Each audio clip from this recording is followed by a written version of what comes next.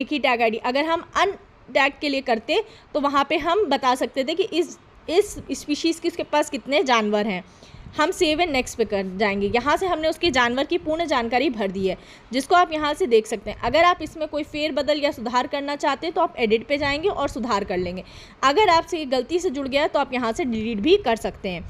अभी हम इसके बाद सेव एंड नेक्स्ट पे जाएंगे। अब हमने जानवर की जानकारी भर दी है, अब हम पोर्ट्रेट फॉर्म की जानकारी भरेंगे।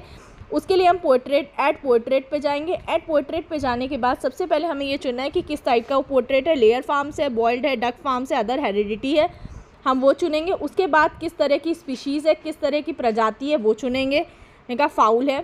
फाउल के बाद क्या कैटेगरी है वो चुनेंगे। चुनने के बाद किस प्रकार का जेंडर है, चिकन है, हैंस है, हमने कहा मुर्गियाँ हैं।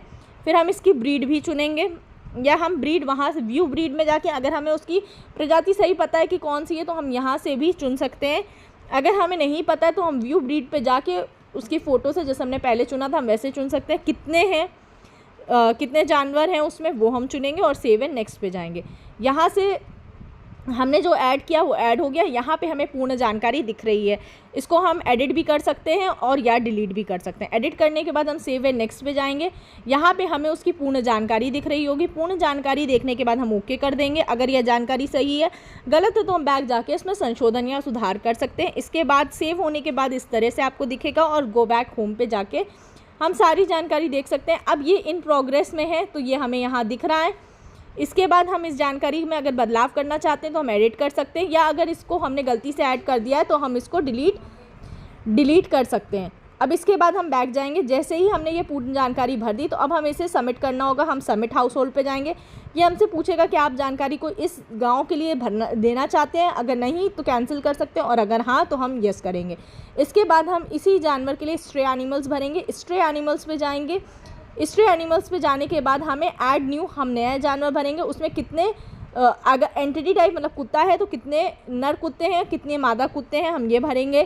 कैटल मतलब कितनी नर है, कितनी मादा है, हम ये जानकारी यहाँ पे भरेंगे।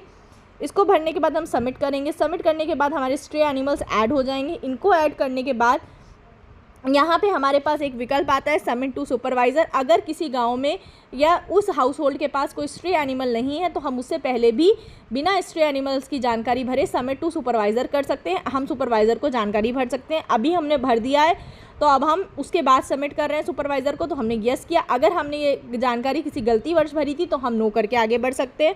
अब जैसा कि हमने आपको पहले बताया था कि आप यहाँ पे एनालिटिक पे जाकर सारा डेटा देख सकते हैं। अब आप देख लीजिए, मेरा अप्रूवल 5 डेटा हमने भर दिया है। अब मेरा कोई भी ऐसा गांव नहीं है जिसमें अभी हमने काम नहीं शुरू किया। अप्रूव्ड 3 हो गया। अप्रूव जो सुपरवाइज़र से हुआ है उसको देखने के लिए हम स्टेट सेलेक्ट करेंगे। यहाँ से हम उस जानकारी को देख सकते हैं, उसमें क्या एक्शन हुआ था, क्या हमने जानकारी भरी थी, यहाँ से हम सारी जानकारी पुनः देख सकते हैं।